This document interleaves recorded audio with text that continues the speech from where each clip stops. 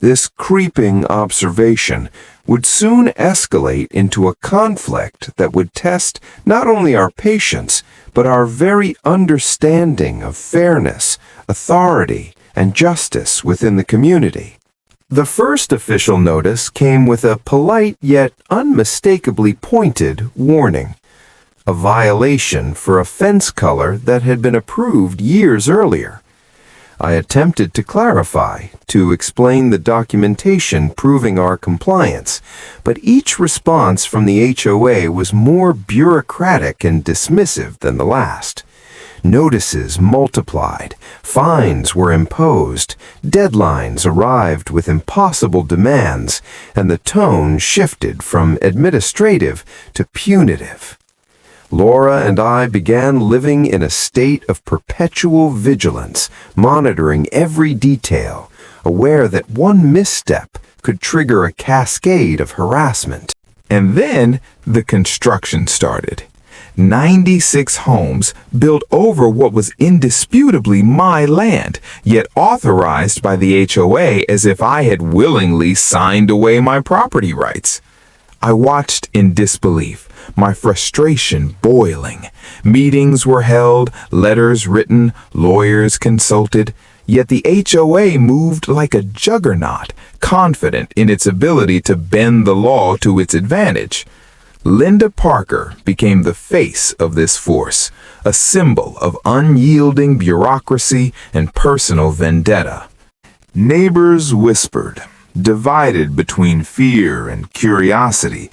Some sided with me quietly, wary of retaliation. Others remained neutral, unwilling to challenge what seemed inevitable. I documented everything, recording dates, capturing photographs, and collecting witness testimonies.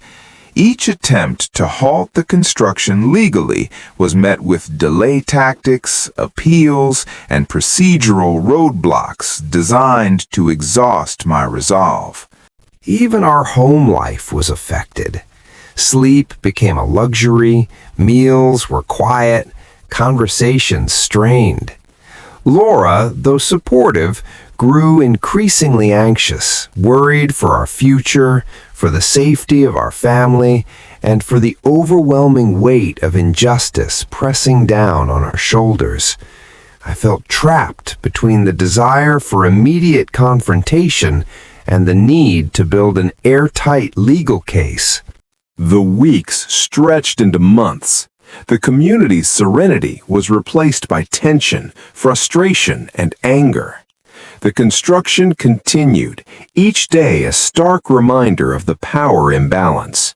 Yet, in the midst of despair, I formulated a plan, a patient, strategic approach that would turn the tables. I would let them finish the construction, appearing passive, while quietly preparing to strike in court. The day of the hearing arrived with a surreal calm.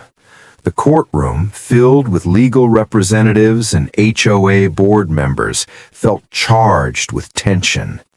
I presented the evidence meticulously: land deeds, surveyor reports, correspondence, photographs, and witness statements. Every document, every detail, meticulously proving the overreach of the HOA and the unauthorized construction on my property. The board members shifted in their seats, unease growing as the gravity of their actions became undeniable. Linda Parker, once confident and imposing, now seemed exposed. Her stern composure faltered as cross-examinations revealed inconsistencies, bias, and blatant disregard for legal procedure. Each point I made, each fact presented, chipped away at the authority she had wielded so mercilessly. When the judge delivered the ruling, a mixture of relief, triumph, and validation washed over me. The deed was reinstated, the construction deemed unlawful, and the HOA was held accountable for their overreach. The culmination of months of stress, strategy, and meticulous documentation had led to this decisive moment. In the aftermath, the neighborhood slowly returned to a semblance of normalcy, but the lessons lingered. The HOA's authority had been reined in, policies revised, and oversight strengthened. Linda Parker, once untouchable, faced consequences, both legal and social. Neighbors, once silent, now spoke openly about abuses they had witnessed, fostering a culture of accountability. For our family, the experience reinforced the importance of vigilance, persistence, and standing up to injustice. Our home regained its peace, our property rights were secure, and a community, though wary, had learned the critical lesson that rules exist to protect, not to oppress.